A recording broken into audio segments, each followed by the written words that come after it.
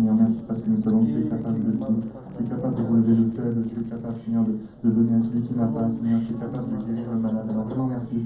Ce matin, nous savons que nous sommes à la bonne place, Père. Amen.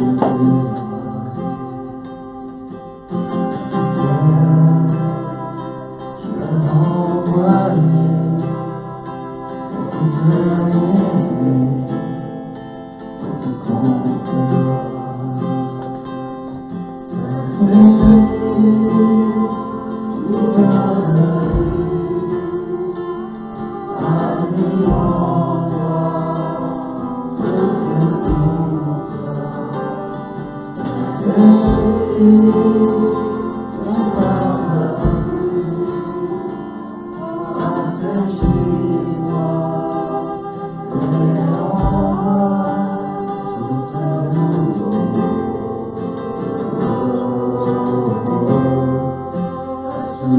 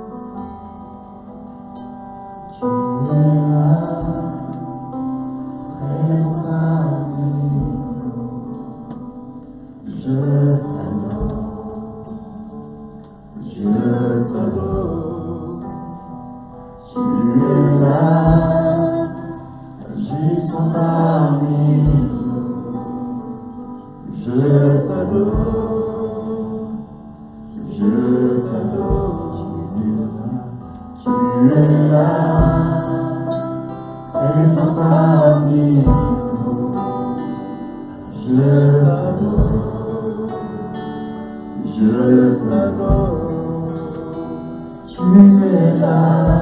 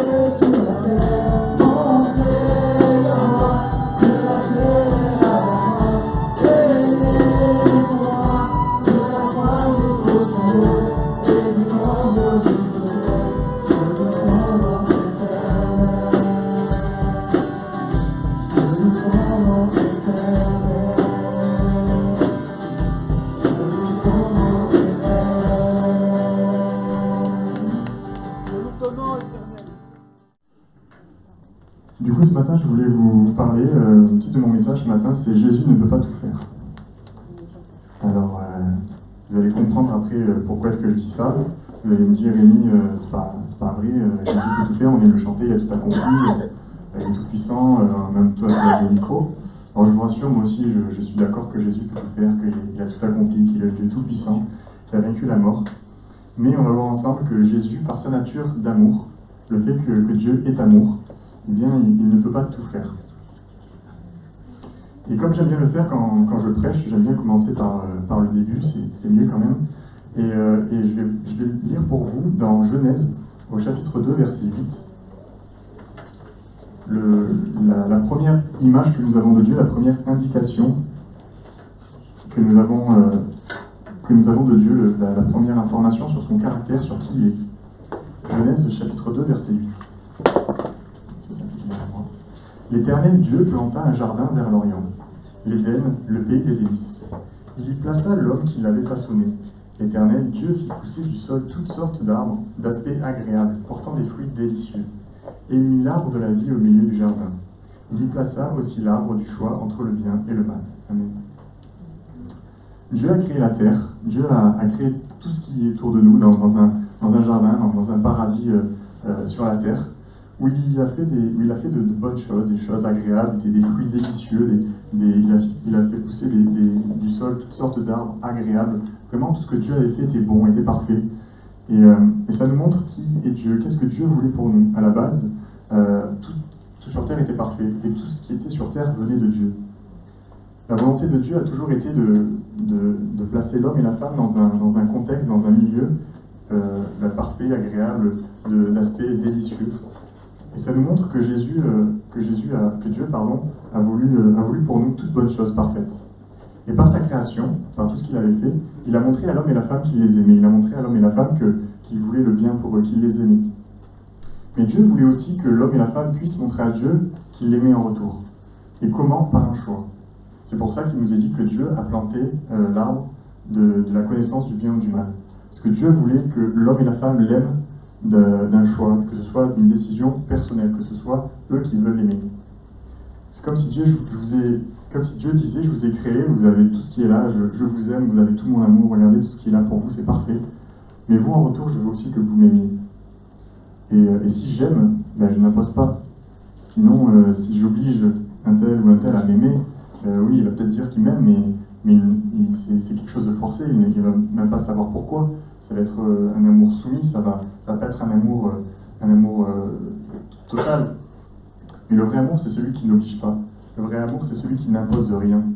Et Dieu, dans son amour, il aurait pu imposer à l'homme et la femme en disant, voilà, je vous ai fait, et maintenant vous allez m'aimer pour ça, vous allez m'aimer pour ça. Mais Dieu, même dans son amour, ne leur a rien imposé. Et l'humanité a commencé par un choix, d'aimer Dieu ou de le délaisser. Et depuis ce jour, l'homme avec un grand H a évolué dans ce choix de deux choses, entre deux choix, pardon. Marcher avec Dieu, lui montrer l'amour que nous avons pour lui, ou le rejeter. Mais Dieu, durant tous ces temps, durant l'Ancien Testament, durant la création, ne s'est jamais imposé à l'homme. Dieu a toujours respecté l'homme.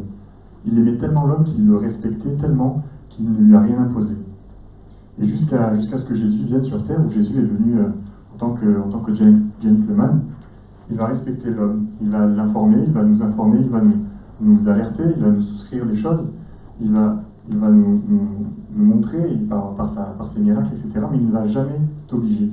Il ne va même pas te retenir de faire, parce que c'est ton choix. Mais par contre, il est là pour t'informer, pour te montrer. Et on va voir ensemble 3 personnes dans la Bible qui ont demandé à Jésus d'agir, où Jésus aussi s'est laissé demander à eux. La première personne qui va représenter très bien ce prêche ce matin, c'est le mendiant aveugle. Dans Luc 18, verset 35, on va le lire ensemble.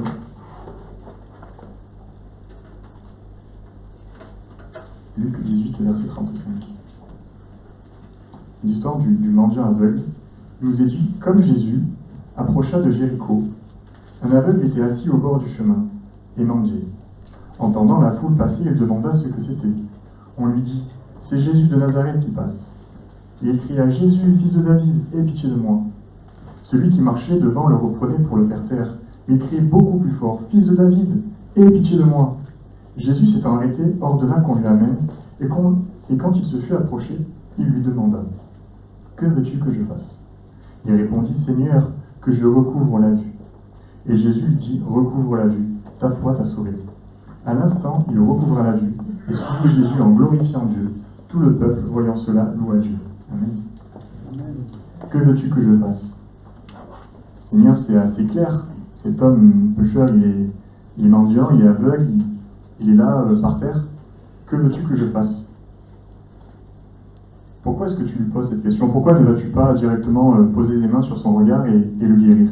Pourquoi ne vas-tu pas directement lui, sans même avoir une première parole avec lui, poser tes mains sur son visage et lui rendre la vue? Mais non, Jésus s'est approché de nous. Jésus s'est approché de lui comme il s'approche de nous ce matin. Au-delà de ce que pouvait penser cet homme, de ce que pouvait penser la foule qui était là, qui était plus forte que lui a crié plus fort que ça, même s'il était à terre, il voulait montrer à Jésus qu'il était là. Et Jésus s'approche de nous même si on est peut-être dans une situation où c'est pas en notre faveur, même si on est dans une situation où on pense qu'on n'entend pas notre voix, mais Jésus s'approche de nous. Jésus s'est approché de nous ce matin. Et il est là au milieu de nous en ce moment. Mais il ne va pas forcer, il ne va pas te forcer, il ne va obliger personne. Il est là et il va attendre qu'on s'approche de lui, qu'on lui demande. Et je me suis toujours posé la question si cet homme avait demandé autre chose que de retrouver la vue. Peut-être que cet homme aurait pu dire, vu que Jésus lui avait posé la question, que veux-tu que je fasse? Ah ben Jésus, donne-moi un âne, que j'aille manger de ville en ville, ce sera plus simple. Ou donne-moi une tente, comme ça je serai à l'abri. Mais je crois que dans la Bible, si cet homme avait demandé autre chose que ça, ben on pourrait très bien lire dans la Bible et Jésus lui donnait une tente, ou Jésus lui donnait un âne. Mais cet homme savait que Jésus était capable de faire beaucoup plus. Cet homme savait que Jésus était capable de lui faire retrouver la vue, de lui changer sa vie et de lui changer son cœur. Il n'a pas laissé Jésus juste à côté de lui, mais il a demandé qu'il fasse un miracle dans sa vie. Et il a pu le voir. Jésus nous montre vraiment par cette parole qu'il est là il est là avec nous, il est là pour nous, mais il ne va pas être là pour nous forcer, pour nous obliger. Son miracle est à notre disposition, mais c'est à nous de nous emparer. Seigneur, je veux que tu fasses ça, je veux que tu fasses ça dans ma vie. Parce que le Seigneur est là disant, que veux-tu que je fasse? J'ai tout pouvoir, je peux tout faire, que veux-tu que je fasse? La deuxième exemple qu'on va voir ensemble, c'est le centenier. Dans Matthieu 8, au verset 5. Comme Jésus entrait dans Capernaum, un centenier l'aborda, le priant, en disant, « Seigneur, mon serviteur est couché à la maison, atteint de paralysie et souffre beaucoup. » Jésus lui dit, « J'irai et je le guérirai. » Le centenier répondit, « Seigneur, je ne suis pas digne que tu entres sous mon toit, mais dis seulement un mot et mon serviteur sera guéri.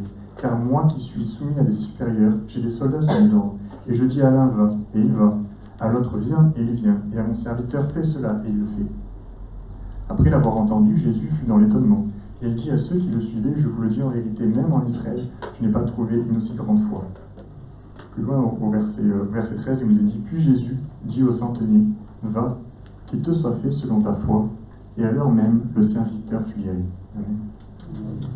Et cet homme a vu en Jésus le Fils de Dieu. Cet homme a vu en Jésus celui qui était l'accomplissement de toutes les promesses. On ne sait pas d'où il venait, de quelle vie il était, de quelle origine, mais on sait une chose, c'est qu'il avait une foi qui savait reconnaître en Jésus celui qui était capable de tout faire.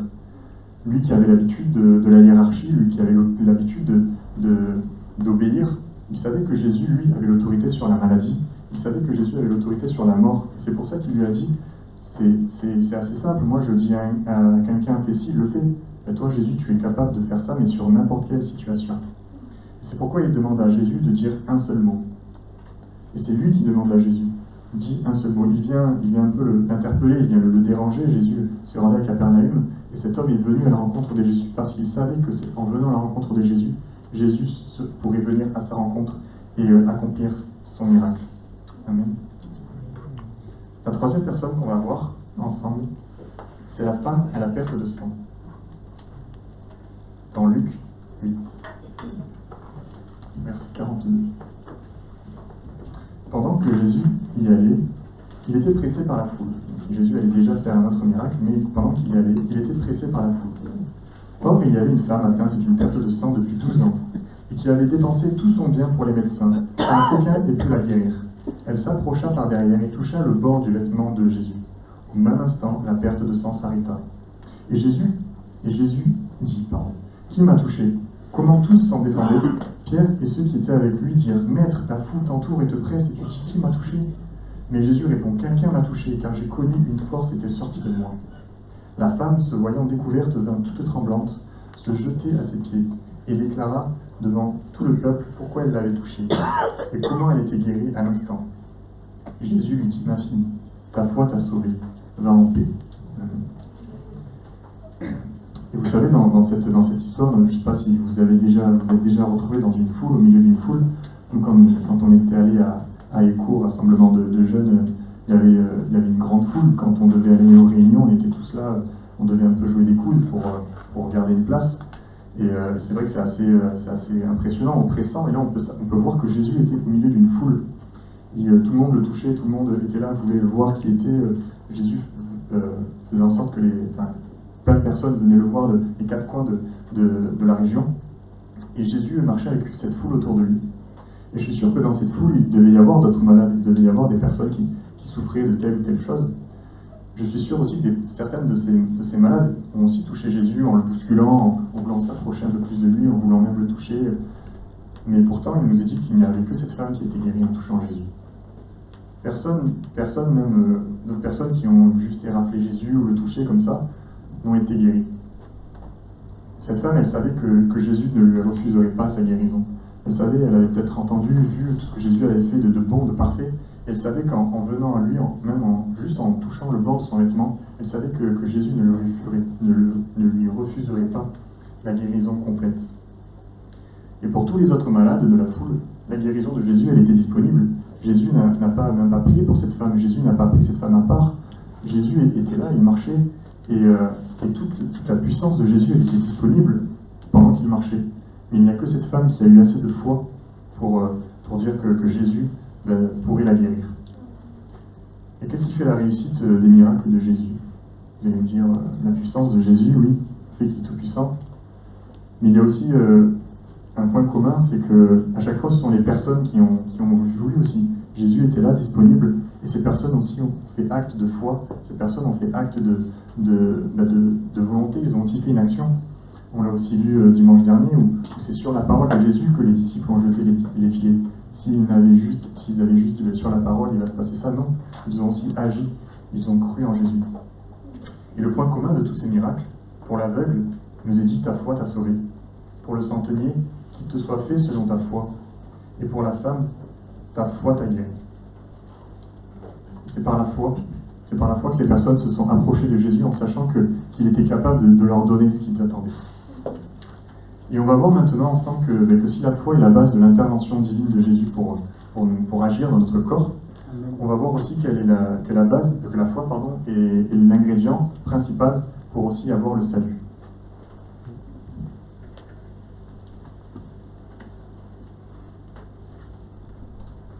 Jésus se propose à nous. Jésus, comme on l'a vu en introduction, Jésus ne peut pas tout faire. Jésus ne peut pas sauver seulement si on est disponible. Jésus ne peut pas entrer dans notre vie comme ça, entrer dans notre cœur sans qu'on ne lui ait demandé. Dans Jean 3, 36, il nous dit « Celui qui croit au Fils a la vie éternelle. Celui qui ne croit pas au Fils ne verra pas la vie. Mais la colère de Dieu reste au contraire sur lui. » Jean 5, 24. En vérité, je vous le dis, celui qui écoute ma parole et qui croit en celui qui m'a envoyé a la vie éternelle. Il ne vient pas en jugement, mais il est passé de la mort à la vie. Dans Jean 6, 29, on va lire un dernier verset, Jésus leur répondit, l'œuvre de Dieu, c'est que vous croyez en celui qui l'a envoyé. Croire ou ne pas croire? Vous pourrez se dire, telle est la question. Croire. J'ai dit, l'œuvre de Dieu, c'est que vous croyez en celui qui m'a envoyé. Ça veut dire que c'est possible de ne pas croire. Même si les faits sont là, même si Jésus est venu pour nous sauver, il est possible de ne pas croire. Et parce que Jésus ne s'impose pas à nous, Jésus ne s'impose pas à notre vie, on l'a vu, Jésus nous respecte, Jésus nous aime tellement qu'il nous offre ce choix. Il nous offre ce choix de l'accepter, de le croire, ou de le rejeter, de ne pas croire. Et on va voir aussi, comme on l'a fait avec les personnes qui ont reçu la guérison de Jésus pour leur corps, on va voir 3 personnes aussi qui se sont approchées de Jésus pour leur salut.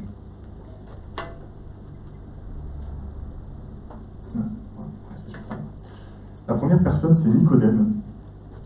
Donc Nicodème, c'était un chef religieux très influent, avec beaucoup de connaissances. Il savait beaucoup de choses sur la Torah, sur le Messie qui devait venir.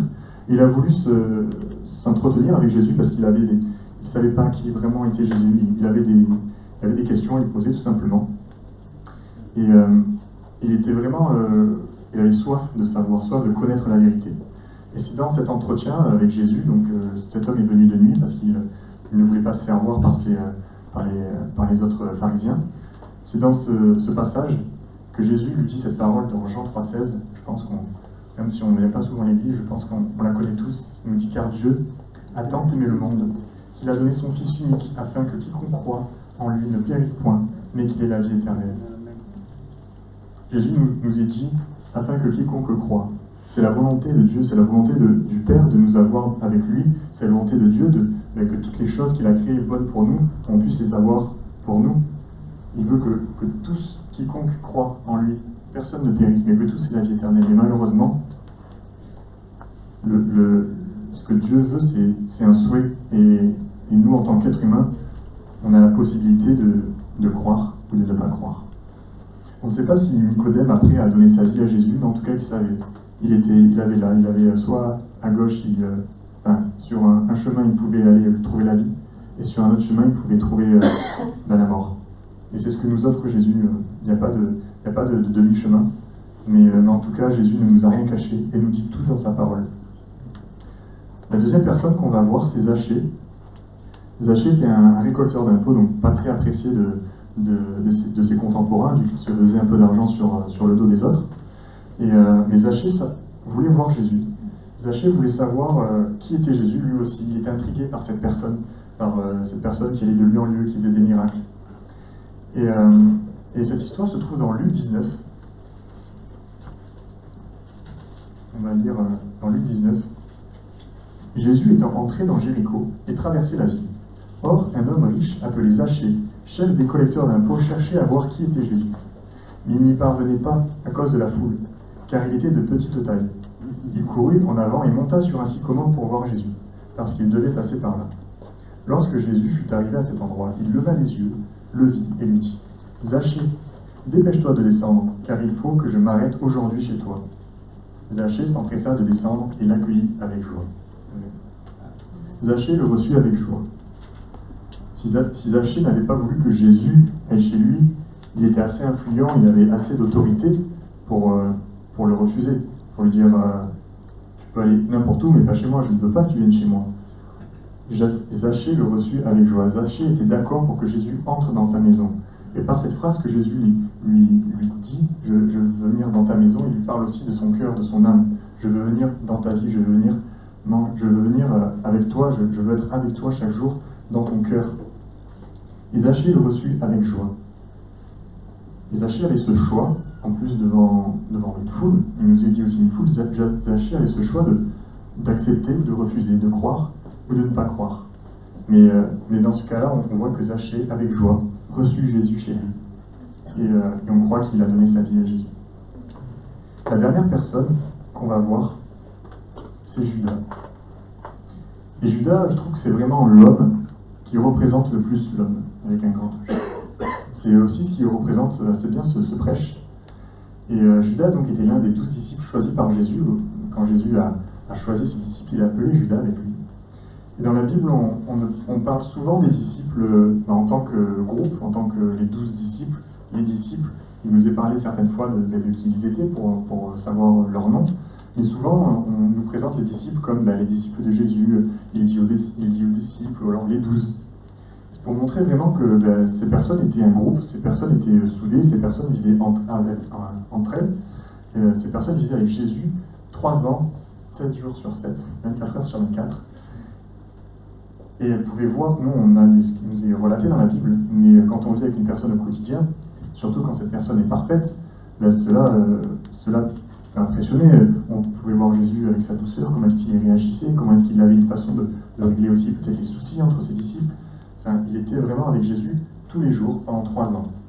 Et il a vu aussi du coup les mêmes choses, entendu les mêmes choses que ses autres collègues disciples. Et Judas nous montre bien que le salut ne dépend pas du fait de vivre même en vivant avec Jésus. Judas nous montre que cela, c'est un choix personnel. Que le fait de choisir, c'est notre propre décision. On pourrait dire, oh, moi, si Jésus était là, je lui donnerais ma vie directement.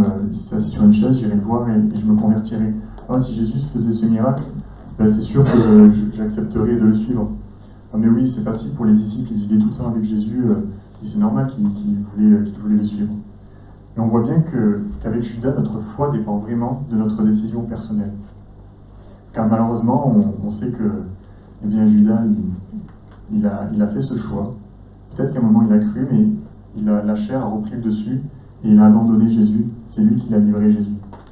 Et ça nous montre bien vraiment que le choix de suivre Jésus n'est pas quelque chose de normal ou une fois que c'est fait, c'est fait. Mais c'est vraiment quelque chose qui, même si je suis avec des personnes qui connaissent Jésus, même si moi j'ai vu Jésus, même si j'ai connu Jésus, il avait dû passer aussi des moments seul à seul avec lui, mais malheureusement il a fait ce choix de ne pas croire. Alors pour conclure, je voudrais imager ce passage en demandant à Benjamin et tiens Sylviane de venir sur le devant. Ne quittez pas ça.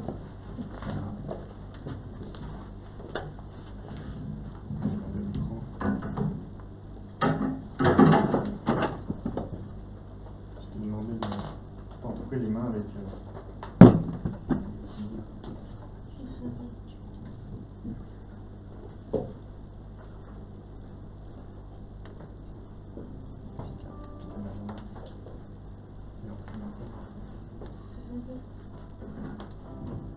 Donc c'est comme si, on va imaginer Jésus en tant que Benjamin, c'est comme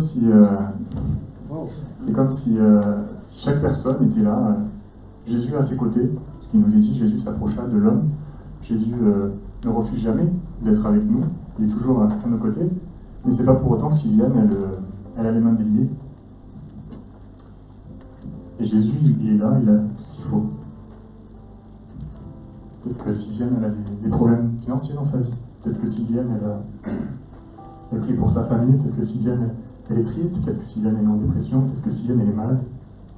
Mais Jésus, il est à côté d'elle.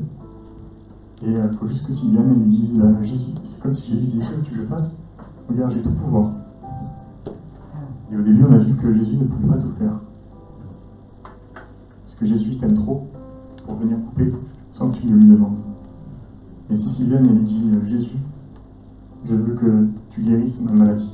Jésus, je veux que tu guérisses mon cœur. Jésus, je veux que tu enlèves ma peine. Et Jésus, il va pouvoir couper. Il va pouvoir couper parce qu'il a tout pouvoir. Mais malheureusement, si... Elle a beaucoup de soucis, Sylviane. Il n'y a que Jésus qui est capable de faire ça. Et si elle ne lui avait pas demandé, elle serait restée les bras comme ça, et c'est dommage parce que Jésus était quand même à ses côtés. Alors, on va prendre ce dernier chant qui nous dit « Je te donne tout ». Et est-ce que ce matin, on a tous entendu le même message? Peut-être qu'on a tous aussi entendu les mêmes messages dimanche après dimanche, on a peut-être lu les mêmes textes, mais le choix, c'est nous qui l'avons entre nos mains. C'est le choix, nous l'avons dans notre cœur, le choix d'être guéri par Jésus, le choix d'être relevé par Jésus, mais aussi le choix de suivre Jésus, le choix de l'aimer, le choix de lui donner notre vie. Donc on puisse chanter ces paroles, pas comme un chant qu'on connaît les paroles par cœur, mais qu'on lui dit, Seigneur, si je dis que je te donne tout, je te donne tout. Amen.